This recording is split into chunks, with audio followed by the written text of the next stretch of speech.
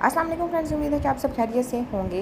खुश्क बालों में जान डाल देगा ये नुस्खा। आप लोगों के अगर बाल झाड़ू के तिनके जैसे हो गए हैं, सुलझते नहीं हैं, आप लोगों के बाल बेजान रूखे हैं और आप लोग चाहते हैं कि आप लोगों के बाल बिल्कुल सिल्की और नरम व मुलायम हो जाए, तो इस नुस्खे को लाजमी ट्राई करके देखिएगा। इंशाल्लाह ताला आपको फ़ायदा होगा। इससे पहले अगर आप चैनल पर न्यू है तो चैनल को लाजमी सब्सक्राइब कर लीजिएगा। खुश्क बालों को बेजान करने के लिए शैम्पू करने का आप लोगों को कोई फ़ायदा नहीं होता, क्योंकि ना तो कोई स्टाइल बनता है और ना ही बालों में कोई रौनक होती है। इसलिए आज हम आप लोगों को बालों का एक ऐसा मास्क बनाने का तरीका बता रहे हैं जो कुछ मौसम में भी आपके बालों को नमी और लचक देगा।